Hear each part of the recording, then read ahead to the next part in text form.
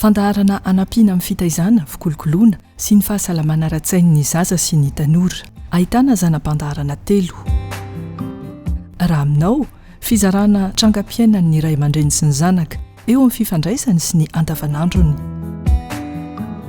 fanazavana entiny Dr Arson mpitsabo manokana ny ati-dosiny saina ono dokotera fanontaniana manokana avy amin'ny mpijery miompana amin'ny fitaizana sy ny fahasalamana ara-tsaina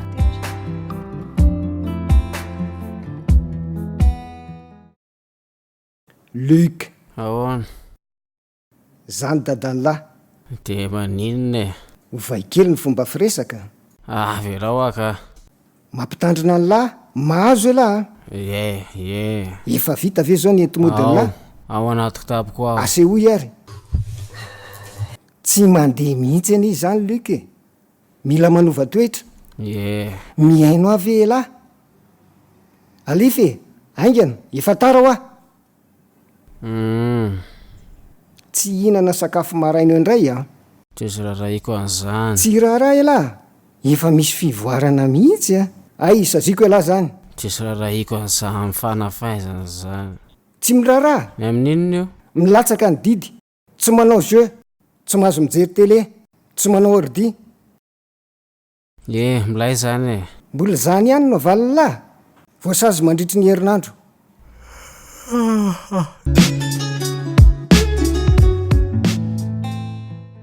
inona no atao hoe adolan-tseto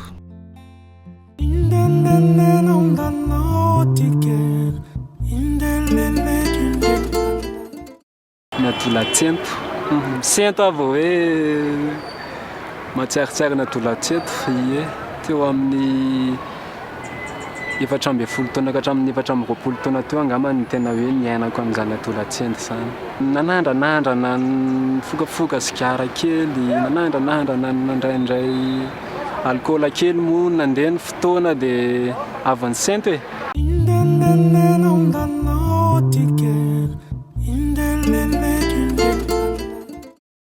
lasa madiditra kely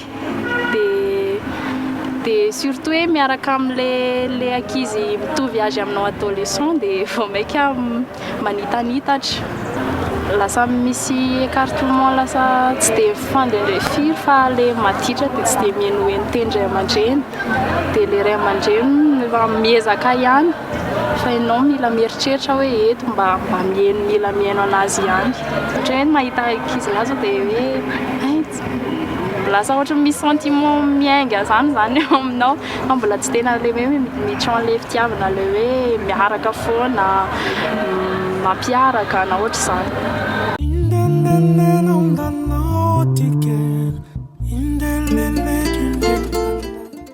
eo anatin'ny adolan-tseto ny ankizy zany somary lasa madiditra be fahamaliana sy ohatra zany ohatra hoe irany ianao dia lasa kamokamo lasa mamaly foana dia ohatra izay firy-taona ny zaza no lazaina fa adolan-tseto ny taona raha jerena dia miovaova arakaraka ny toetany zany sy ny faritra misy sy ny fitaizana sy ny koa amin'ny ara-tsakafo fa raha ohatra ka ny eto amintsika dia voafaritra fa eo amin'ny 10 ka hatramin'ny 1 taona eo ny manomboka ny adolan-tsento ka izy io dia voafaritra ilay atao hoe fahamotinana zany hoe puberté io ny manomboka azy inona ny fiovana ara-batana eo amin'ny adolan-tseto lasa femony ny lehibe vatana ny lava tampoka ny fitombon'ny taolana sy ny zavatra rehetra amin'ny vatana dia samy volo rehetra maniry eo amin'ny resaka ara-batana zany dia samy miova daholo na ny lahy na ny vavy araka ny tenintsika teo hoe miomana zany anana anaka ka eo amin'ny tovolahy jerentsika voalohany dia miazatovo zany hoe miavavety zany mialava mivelatra ny lamosina ny soroka zafady dia misy ny volombava sy ny volo isan-karazany dia miova ihany koa eo amin'ny taovam-pananahana eo amin'ny lafin'ny tovovavy indray kosa dia miomana amin'izay fiterahana izay ny tovovavy noho izany dia mialehibe ny moja misy ny nono zay matetika aza hita voalohany fitombon'ny nono dia misy koa ny fisian'ny volo sy ny fiomanana eo amin'ny ao anatin'ny vatana zany hananana n'izay zanak'izay. Inona zany no asan'ny tsirom-panentanana amin'ny ovan'ny mpotony io? Tobaka mihitsy ny resaka tsirom-panentanana na hormona satria ireo tsirom-panentanana miainga avy eo amin'ny atidoha no manova ny vatana sy ny saina amin'io fotoana io. Fa raha tsisy an'ireo tsirom-panentanana ireo dia tsy afaka miova ny vatana sy ny saina eo amin'ireo zatovo ireo. Raha mampiry ianao raha ry? Raha mampitera? Sao dia mba ohatra hoe afaka alaiky dia amin'ny 4 sy 5 ianao aty. Ka dadanay ohatra hoe mora valoa e? Fa atiriko alohan'izay ary no zany ty ahitanao e.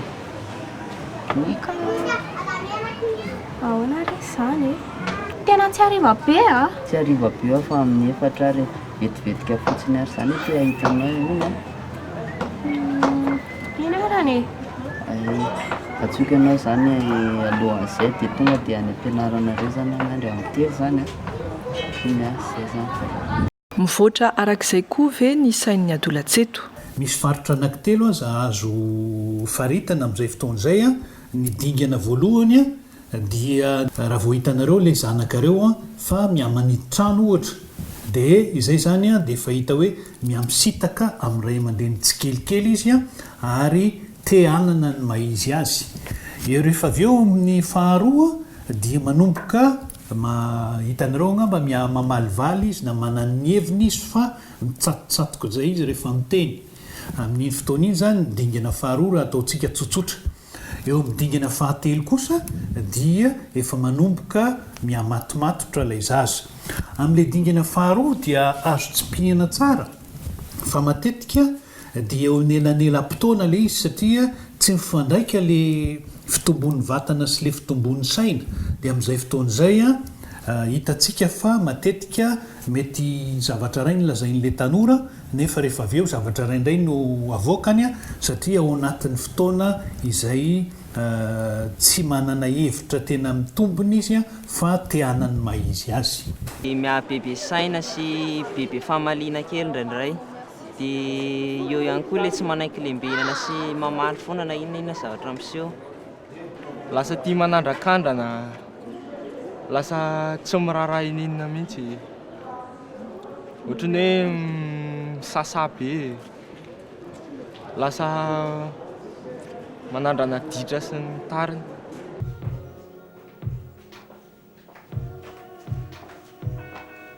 Zoa fa inona ke ty mbola ataonao ty? Fa inona moa zany? Inona moa zany ahoana? Tsy loazanao mianatra fa fimpiry teny taminao mianary ianao.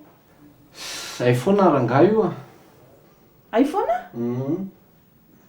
Tsy rahanao zany io? Zany efa sy raha va tonga dia afaka roneny kosa zany. Ilainao io? Fa ilainao koa nge no avinao e? Zany foana ve ny ainako atatrano ato ilay ty. Angaza ihany.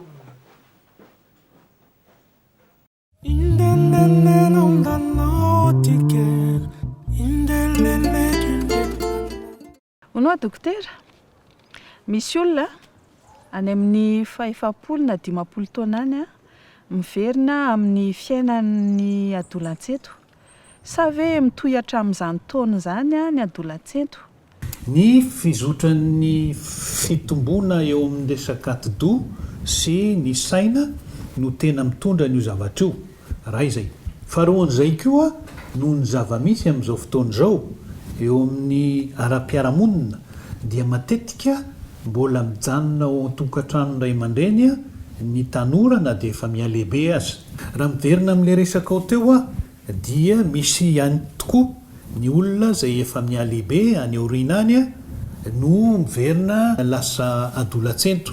Izay dia matetika miankina amin'ny fotoana izay tsy nisin'ilay adolan-tseto teo aminy na tsy afa-po izy angamba amina adolan-tseto azy eo anatin'ny sainy ao dia lasa miverina amin'izay fotoana izay ny olona anankiray.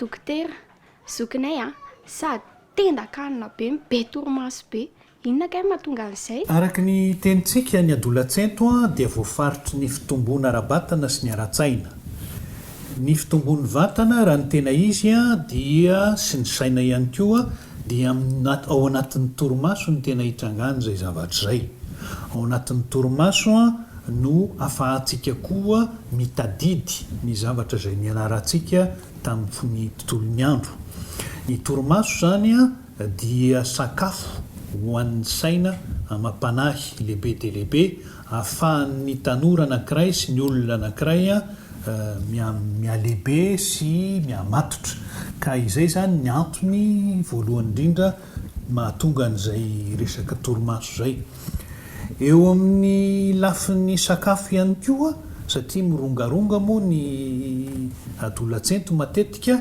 na amin'ny lafin'ny sakafo zany a na koa amin'ny lafin'ny fitomboana dia mazava ho azy a mila toanana izy zany a amin'izay lafin'izay fa adidiny ray aman-dreny kosa no mame zany a na mijery izay foto-tsakafo tokony mety mahatsara azy a fa matetika dia lasa ny ami'rendrarendra sakafo ny tanora fa tsy any amin'izay votoato-tsakafo zay tokony ilainy a eo amin'ny fitomboana koloanaka itoy amin'ny herinandro ny firesahana ny tontolon'ny adolantseto isan'ny hitondrana valiny amin'izany ny hoe samy manana ny fitrangany ve samy mitovy daholy ho an'ny zatovo ny fiainana izany hoe adolatsento izany ho anao manokana ary raha misy lohahevitra manitikitika anao dia aza misalasala manoratra apetrao ny fanontanianao ao amin'ny page Facebook koloanaka